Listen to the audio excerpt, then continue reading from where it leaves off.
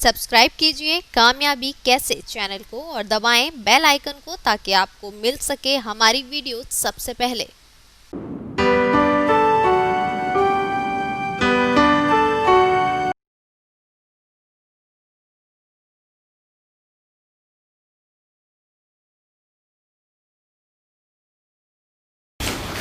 दोस्तों नमस्कार, मैं श्याम चंद्र पाठक, असिस्टेंट कमिश्नर, और हमारा जो टॉपिक चल रहा है वो है FW रिक्स।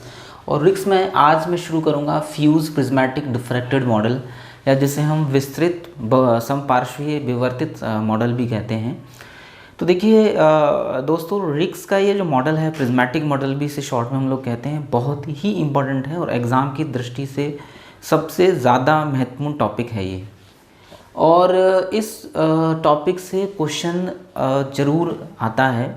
देखिए, ये जो चैप्टर है इसमें बेसिकली दो पार्ट हैं, एक तो डेवलपमेंट एडमिनिस्ट्रेशन और कंपैरेटिव पब्लिक एडमिनिस्ट्रेशन। तो हर साल दोनों में से किसी न किसी में से सवाल बनता है, और जब कंपैरेटिव पब्लिक एडमिनिस्ट्रेशन की बात आती है तब सिर्फ और सिर्फ FW रिक्स का नाम सामने आता है। और FW रिक्स की सबसे इम्पोर्टेंट थ्योरी है प्रिज्मेटिक थ्योरी। तो इसको हमें बहुत मॉडल को अच्छे से पढ़ना है। और जैसा कि मैंने पहले भी कहा है, रिक्स के मॉडल की सबसे बड़ी विशेषता यह है कि यहाँ आपको नए नए टर्मिनोलॉजी सुनने को मिलेगी। तो ये जो नई नई टर्मिनोलॉजी है इसको भी बहुत ध्यान से सुनिएगा। तो आइए हम शुरुआत करते हैं सबसे पहले प्रिज्मेटिक मॉडल से, जिसे हम कंप्लीटली हम कहते हैं फ्यूज्ड प्रिज्मेटिक डिफ्रैक्टेड मॉडल। आइए पहले इन शब्दों का मतलब जान लें, क्योंकि जब तक आप किसी शब्द का मतलब नहीं जानेंगे तब तक आपको वो थ्योरी समझ ही नहीं आएगी। हमेशा ध्यान रखिए, थ्योरी को जब भी आप समझिए तो पहले उसमें जो शब्द दिए गए हैं, वर्ड्स जो दिए गए हैं, उनका मतलब जानिए, क्योंकि जब तक वो नहीं जानेंगे आपको समझ ही नहीं आएगा कि ये थ्योरी बेसिकली आपसे कहना क्या चाहती है, क्योंकि उसके शब्द में ही सारी चीज़ें समाहित होती हैं। तो देखिए, सबसे पहले यहाँ तीन शब्द हैं, fused, prismatic, diffracted model. Fused society का, फ्यूज्ड का मतलब होता है एक दूसरे में समाहित होना। एक ही कई सारी चीज़ें जब एक ही चीज़ में समाहित हो जाती हैं, जैसे केमिस्ट्री में भी ये शब्द आता है न्यूक्लियर फ्यूज़न। फ्यूज़न का अर्थ होता है कि जब दो न्यूक्लियस आपस में जुड़ जाएं, तो मतलब कई दो या दो से अधिक चीज़ों का एक ही जगह समाहित हो जाना, एक दूसरे में समा जाना, जुड़ जाना, डेट इज कॉल्ड फ्यूज़न। ठीक है। तो फ्यूज़न का अर्थ होता है कि एक ही चीज़ में सब चीज़ें हैं। इसलिए हमने यहाँ पर इसके लिए हिंदी जो शब्द के, इंग्लिश में तो यही तीन शब्द हैं, बाकी इसके हिंदी में कई सारे मतलब हैं, उनको भी थोड़ा समझ लीजिए, खासतौर से हिंदी मीडियम के जो स्टूडेंट्स हैं। इंग्लिश मीडियम के स्टूडेंट्स के लिए तो यही तीन शब्द हैं, तो उसमें कोई आपको दिक्कत नहीं है, लेकिन इन शब्दों के मतलब ज़रूर समझ लीजिए, चाहे हिंदी है चाहे इंग्लिश है। हिंदी में यहाँ पर तीन शब्द इसके लिए दिए गए हैं। पहला है विस्तृत। विस्तृत इसलिए क्योंकि एक ही संस्था के अंदर सारी चीज़ें समाहित हैं, एक ही ऑर्गेनाइजेशन सारे काम करता है, इसलिए हमने इसको यहाँ पर शब्द लगाया है विस्तृत। ठीक है ना। और बहुकार्यात्मक का अर्थ है कि एक वही ऑर्गेनाइजेशन सारे काम करता है। जैसे फॉर एग्जाम्पल, इसको मैं पहले एक समझा दूं आपको, एग्जाम्पल से ठीक से समझ में आता है कि जैसे गांव का प्रधान है। अब गांव का प्रधान आप देखिए सारे काम करता है, स्कूल से लेके स्कूल, यदि गांव में बनेगा तो रोड बनेगी, तालाब बनेगा, हॉस्पिटल बनेगा, कोई भी XYZ काम गांव के अंदर होगा, वो सब का सब उत्तरदायी कौन है? एक अकेला ग्राम प्रधान। तो ग्राम प्रधान नामक जो इंस्टीट्यूशन है, जो ऑर्गेनाइजेशन है, उसके अंदर सारे कार्य समाहित हैं। शहर के अंदर आप देखेंगे तो हर कार्य के लिए एक अलग अलग व्यक्ति है, लेकिन गांव के प्रधान में सारी शक्तियां, सारे कार्य उसी के अंदर समाहित हैं।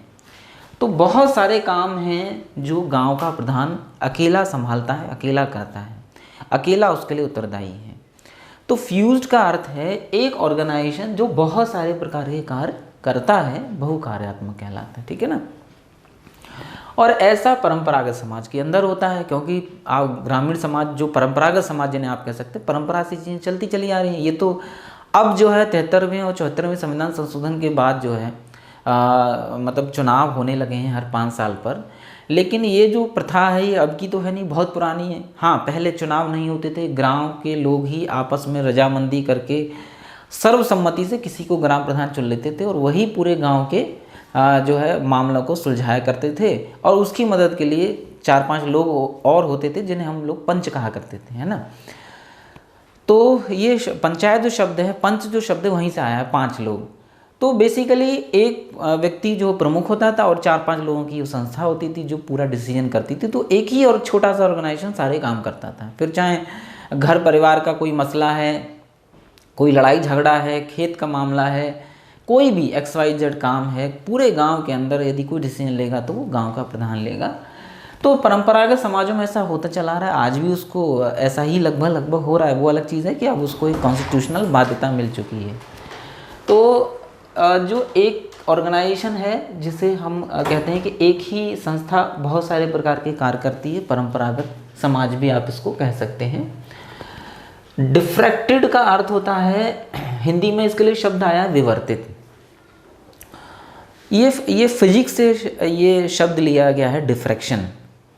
और इसको समझाने के लिए हम एक डायग्राम भी बनाए हैं प्रिज्म का, और ये शब्द जो प्रिज्मेटिक शब्द है वो यहीं से आया है। तो इसको भी थोड़ा समझ लीजिए।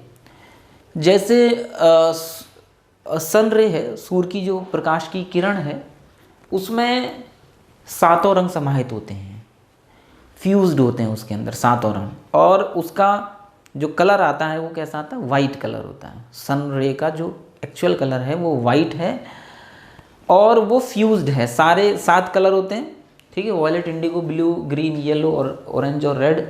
ये जो 7 कलर हैं, ये 7 कलर की रेज फ्यूज्ड होती हैं सन रे के अंदर, इसलिए हम इसको फ्यूज्ड कहते हैं। और ये मैंने लिखा भी है, फ्यूज सोसाइटी में सारे काम एक ही स्पेसिफिक स्ट्रक्चर के द्वारा, विशिष्ट संरचना के द्वारा किए जाते हैं। जैसे कि मैंने आपको अभी एग्जांपल दिया, गांव में ग्राम प्रधान जो है वो एक ही विशिष्ट संरचना है जो सारे काम करती है। और मैक्सिमम सन रे में 7 कलर होते हैं। तो जब एक प्रिज्म के अंदर से होकर सनलाइट को गुजारा जाता है तो फाइनली आपको 7 कलर मिलते हैं, जो मैंने बोर्ड पर लिखे हैं। 7 से अधिक कलर सब पॉसिबल नहीं है, मैक्सिमम 7 कलर, कम भी मिल सकते हैं, मतलब कभी कभी हो सकता है 4 ही कलर आपको ठीक से दिखाई दें, लेकिन मैक्सिमम 7 कलर, ठीक। तो डिफ्रैक्टेड सोसाइटी जो होती है, ये जो शब्द आया यहीं से आया। डिफ्रैक्टेड सोसाइटी में क्या है कि हर कार्य के लिए एक स्पेसिफिक स्ट्रक्चर होगा। जैसे विकसित देश हैं, जो डेवलप कंट्रीज़ हैं, वहाँ आप देखिए हर कार्य के लिए एक अलग स्ट्रक्चर है। जैसे फॉर एग्जांपल गांव में देखिए आप कि एक ही स्कूल है, वहीं सारे बच्चों को पढ़ाया जाता है, प्राइमरी से लेकर और 8वीं और 10वीं तक। शहरों में देखिए हर छोटी बड़ी चीज़ के लिए आपको एक अलग संस्था मिलेगी। बच्चे के पैदा होने से लेकर उसके एजुकेशन से लेकर टिल डेथ तक हर चीज़ के लिए एक स्पेसिफिक स्ट्रक्चर है जो रिस्पॉन्सिबल है कि वो क्या काम करेगी, है ना। ग्राम प्रधान की तरह नहीं है कि सारे कामों के लिए वही उत्तरदायी है। जो डेवलप्ड कंट्रीज़ हैं, या जो हम जिसे हम डिफ्रैक्टेड सोसाइटी कहते हैं, विवर्तित समाज जो जिसे हम कह रहे हैं, वहाँ हर कार्य के लिए एक स्पेसिफिक स्ट्रक्चर है। अब और अधिक स्ट्रक्चर पॉसिबल नहीं हो सकती, यानी कि प्रत्येक कार्य को डिफरेंशिएट कर लिया गया है, पता कर लिया गया है कि कितने प्रकार के कार्य हो सकते हैं, और हर कार्य के लिए एक स्पेसिफिक ऑर्गेनाइजेशन का स्ट्रक्चर का निर्माण कर दिया गया है, और वही स्ट्रक्चर ऑर्गेनाइजेशन उस कार्य के लिए रिस्पॉन्सिबल है। तो जितने टाइप के काम हो सकते हैं उतने ही ऑर्गेनाइजेशन बन चुके हैं, किसी नए ऑर्गेनाइजेशन के बनने की संभावना नहीं होती, यानी समस्त प्रकार के ऑर्गेनाइजेशन बन चुके होते हैं। और हर ऑर्गेनाइजेशन का काम जो होता है वो बिल्कुल मतलब सोचा समझा होता है, स्पेसिफिक होता है। इसे हम डिफ्रैक्टेड सोसाइटी कहते हैं, ठीक है ना। तो जो हमने शब्द लगाया है अल्प कार्यात्मक, अल्प कार्यात्मक शब्द लगाया है इसलिए कि अल्प कार्य यानी कि हर छोटे बड़े कार्य के लिए अलग अलग संस्था है, ठीक है। छोटे से छोटे काम के लिए एक अलग ऑर्गेनाइजेशन है, ठीक है ना। और ये विकसित समाजों में, डेवलप्ड सोसाइटीज़ के अंदर ये इस तरीके की स्ट्रक्चर्स पाई जाती हैं। तीसरा प्रिज्मेटिक सोसाइटी, जिसे हम समपार्श्वीय हम कहते हैं, समपार्श्वीय समाज। तो देखिए इसने जो एग्जांपल जैसे रिक्स ने दिया है कि प्रिज्म के अंदर जब सन रे प्रवेश करती है, एंटर करती है, और जब बाहर निकलती है तो 7 रे बन जाती हैं। लेकिन प्रिज्म के अंदर जो है वो 7 रे नहीं बनी है, कम है, अभी 3 या 4 हैं। बाद में बाहर निकलती है तो वो मैक्सिमम जितने टाइप के कलर हो सकते हैं वो 7 कलर हो सकते हैं, 7 रे बाहर आ जाती हैं। प्रिज्मेटिक सोसाइटी को आप ठीक इन दोनों के बीच की स्टेज समझ सकते हैं, ठीक है ना। दोनों ही समाजों की विशेषताएं होती हैं।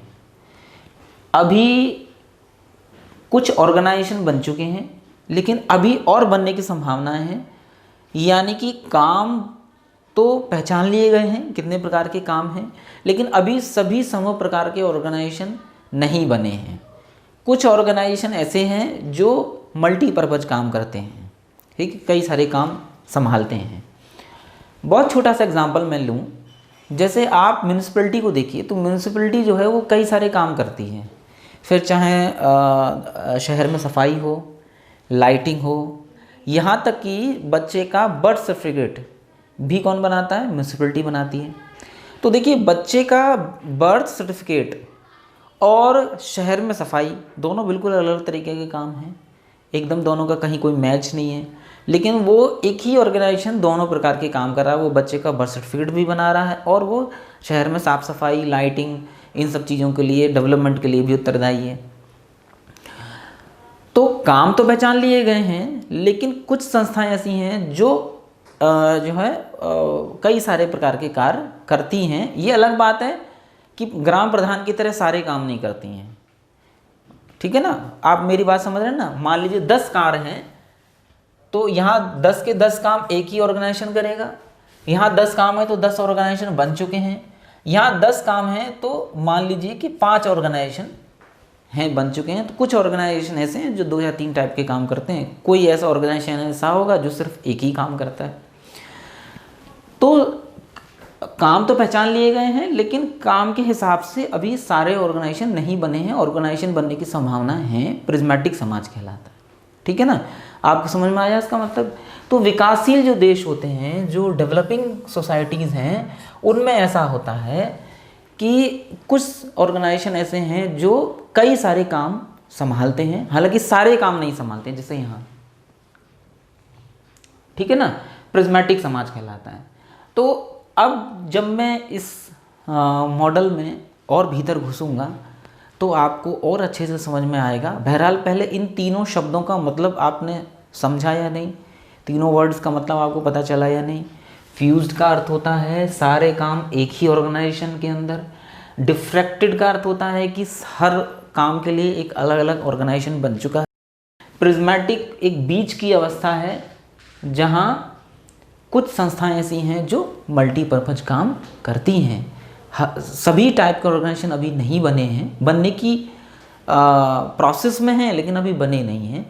तो विकासशील देश भी लगभग इसी तरीके के होते हैं। वो विकसित देश बनना चाहते हैं, ठीक है ना, और उस प्रक्रिया में वो सतत लगे रहते हैं।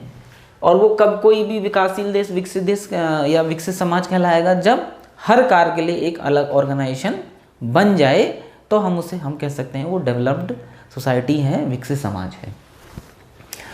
तो आइए अब इस मॉडल को मैंने पहले आज के इस वीडियो में मैंने आपको इनकी मतलब बताई, मतलब समझाए। अब मैं आपको फ्यूज सोसाइटी और डिफ्रैक्टिव सोसाइटी की और विशेषताएं थोड़ा और गहराई से बता दूं, और ये भी बता दूं कि प्रिज्मेटिक सोसाइटी में किस तरह से दोनों के लक्षण जो हैं वो समाहित होते हैं प्रिज्मेटिक सोसाइटी में। तो पहले ये तो मैंने आज आपको सिर्फ मतलब बताए हैं। अब अगली वीडियो में मैं कोशिश करता हूँ कि आपको इन दोनों सोसाइटियों की और अधिक विशेषताओं को थोड़ा गहराई से मैं आपको बता पाऊँ, ताकि हम लोग प्रिज्मेटिक सोसाइटी की विशेषताओं को ठीक से समझ पाएँ, ठीक है। तो आशा करता हूँ आज का ये आपको जो मैंने मतलब बताया तीनों शब्दों का अच्छे से समझ में आया होगा। तो आइए अब हम समझने की कोशिश करते हैं फ्यूज सोसाइटी और डिफ्रैक्टिव सोसाइटी के बीच के अंतर को। सब्सक्राइब कीजिए कामयाबी कैसे चैनल को और दबाएं बेल आइकन को, ताकि आपको मिल सके हमारी वीडियो सबसे पहले।